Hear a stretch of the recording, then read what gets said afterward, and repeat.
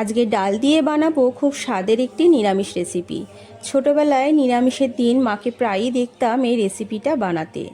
আমরা সবাই খুব ভালোবাসতাম এই তরকারিটা খেতে। এটা রুটি অথবা পরোটার সাথে খেতে কিন্তু ভীষণ ভালো লাগে। ভাতের সাথেও খাওয়া যেতে পারে। খুব বেশি উপকরণ না লাগলেও খেতে কিন্তু বেশ লাগে। প্রথমেই বানানোর জন্য পরিমাণ মতো ছোলার ডাল খুব ভালো মতো ধুয়ে 1 ঘন্টা মতো ভিজিয়ে রেখে দেবো। সাইডেই নিয়ে নেব একটু মিষ্টি কুমড়ো, যেটা ডুমো ডুমো করে কেটে রাখবো। আর লাগবে একটা সেদ্ধ করা আলু, যেটা ওই কুমড়োর মতোই ডুমো ডুমো করে কেটে নিতে হবে। দুটোই একসাথে সাইডে রেখে দেব। কুমড়ো সেদ্ধ না করলেও আলুটা কিন্তু অবশ্যই সেদ্ধ করে নিতে হবে, কারণ কুমড়ো সেদ্ধ করার কোনো প্রয়োজন হয় না। এরপর 1 ঘন্টা পর একটি মিক্সিং বোলে পুরো ডালটা নিয়ে নেব, যেটার মধ্যে যেন একদম জল যেন না থাকে। পেস্ট করতে একটু জলের ব্যবহার করব না। একটু আদা আর কাঁচা লঙ্কার সাথে পেস্টটা করে নেব। পেস্টটা কিন্তু যেন একদম টাইট হয়, একদম লুজ যেন না হয়। লুজ হয়ে গেলে এটা কিন্তু কোনো মতোই বানানো যাবে না। তাই কোনো রকম জলের ব্যবহার না করে একদম টাইটভাবে একটা পেস্ট বানিয়ে নিতে হবে।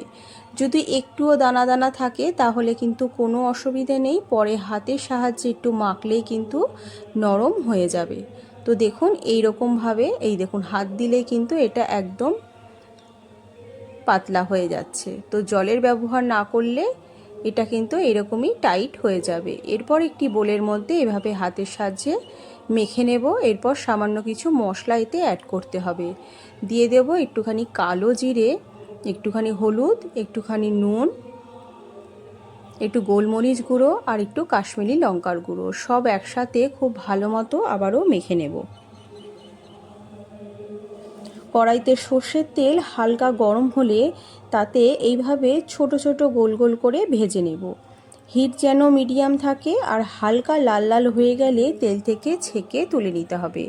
হিট কোনো মতেই কিন্তু বাড়ানো যাবে না, তাহলে বড়াগুলো কিন্তু একদম পুড়ে যাবে। তো এইভাবে লো হিটে ডিপ ফ্রাই করে নিলে কিন্তু বড়াগুলো একদম রেডি। তরকারির জন্য না করেও এই বড়াগুলো আলাদাভাবেও কিন্তু এভাবে ভাজা যায়, আর আলাদাভাবে এগুলো কিন্তু খেতেও বেশ মুচমুচে লাগে। তো বড়াগুলো হয়ে গেলে তেল থেকে এভাবে ছেঁকে তুলে নেব। এরপর তরকারি বানানোর জন্য ওই তেলেই দিয়ে দেব তেজপাতা, কাঁচা লঙ্কা, শুকনো লঙ্কা, 5 ফোড়ন আর হাফ চামচ মতো হিং। হিঙের গন্ধে তরকারিটার কিন্তু অপূর্ব একটা সেন্ট আসে। এই সময় গ্যাসের হিট যেন একদম লো থাকে। কেটে রাখা কুমড়ো আর আলু নুন আর হলুদের সাহায্যে হালকা করে ভেজে নিতে হবে। এরপর দিয়ে দেব কিছু বেসিক মশলা। একটু ভাজা ভাজা হয়ে গেলে কিছু বেসিক মশলা অ্যাড করব, যেমন জিরে গুঁড়ো, ধনে গুঁড়ো, কাশ্মীরি লঙ্কার গুঁড়ো, গোলমরিচের গুঁড়ো, আর দিয়ে দেব সামান্য পরিমাণ স্বাদমতো নুন। সব কিছু একসাথে খুব ভালো মতো কিন্তু কষিয়ে নিতে হবে। আর এরপর এর মধ্যে দিয়ে দিতে হবে সামান্য একটু জল। এই জল অ্যাড করার কারণ হলো মশলাটা যাতে একদম পুড়ে না যায়। কষা কষা রান্না করার সময় অনেক সময় কিন্তু মশলা পুড়ে যায়, তো এই জলটা অ্যাড করলে মশলাটা কিন্তু কোনোভাবেই পুড়বে না। এরপর দিয়ে দেব সামান্য একটু আদা বাটা। এরপর সব একসাথে খুব ভালো মতো কষিয়ে নেব।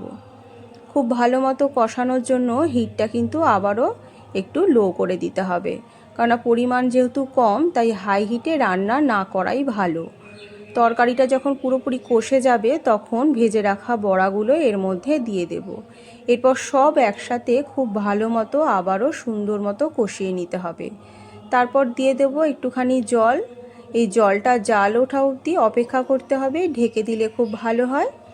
জলটা ঢেকে দিলে খুব ভালো মতো কিন্তু তরকারিটা জাল উঠবে। জাল উঠে গেলে এর মধ্যে দিয়ে দেব সামান্য পরিমাণ ঘি আর একটুখানি কুচনো ধনেপাতা। তাহলেই কিন্তু রান্নাটা একদম রেডি। অবশ্যই বাড়িতে একবার ট্রাই করে দেখুন, রেসিপিটা কিন্তু সত্যিই খুব ভালো লাগে খেতে।